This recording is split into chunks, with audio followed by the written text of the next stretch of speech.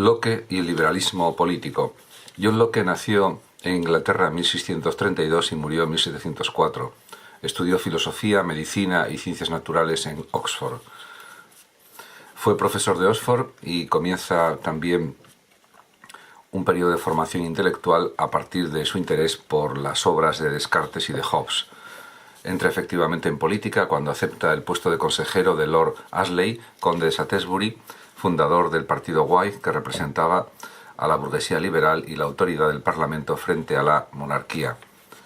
En su primer exilio se establece en Francia y allí permanece 4 años dedicado a preparar su obra más importante, Ensayo sobre el entendimiento humano. En los años siguientes se dedica a escribir y publica en 1690 su ensayo sobre el entendimiento humano, que consiguió un gran éxito de lectores y tuvo una gran influencia. Murió en 1704 en su retiro cerca de Londres. Entre sus obras destacan, a nivel de filosofía política, 2 tratados sobre el gobierno, Cartas sobre la tolerancia, en la que expresaba, por ejemplo, su posición en materia religiosa y también de derechos, y se le puede considerar el primer teórico del liberalismo político.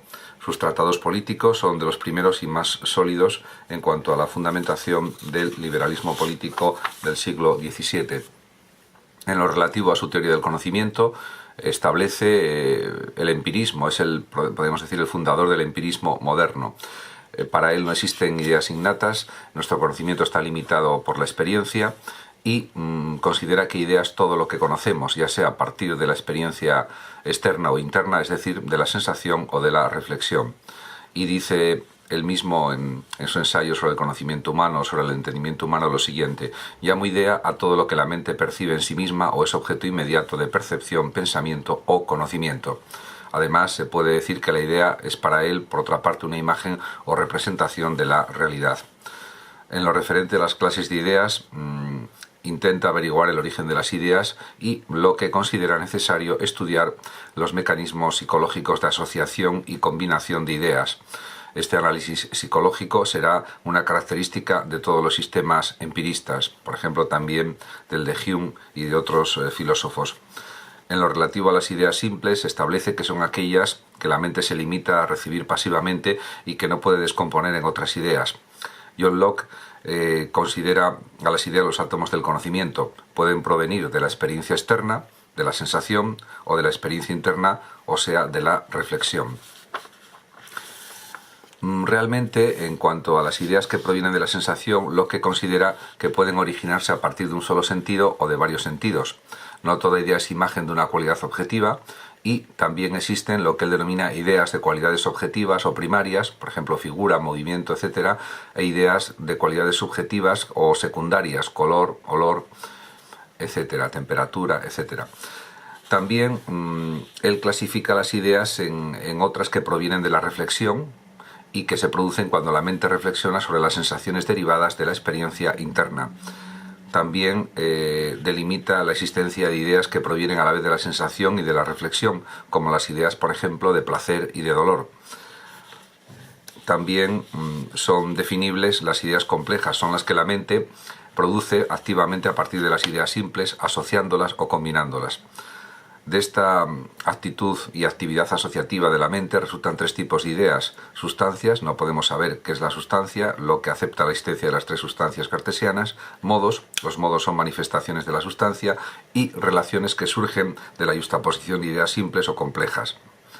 Causa-efecto, identidad y diversidad, por ejemplo.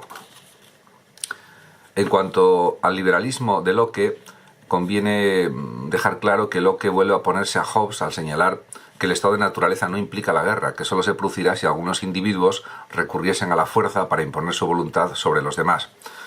La reflexión política de Locke parte de Hobbes, del concepto de derecho natural también, que rige en el estado de naturaleza, ya que antes de constituirse en sociedad las relaciones entre los hombres eran las propias de un estado de salvajismo, de naturaleza. Esta ley es la razón misma y la razón enseña a todos los hombres que son iguales y libres de ejercer su derecho a la vida y a la propiedad. Además, es necesario, según Locke, el respeto mutuo. Los hombres, para Locke, se organizan en sociedad mediante un contrato para evitar la guerra y garantizar de manera pacífica los derechos naturales.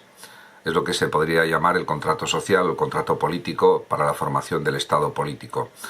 Además está también el poder civil, es el poder que resulta del contrato social entre los hombres y está legitimado por el libre consentimiento de los ciudadanos.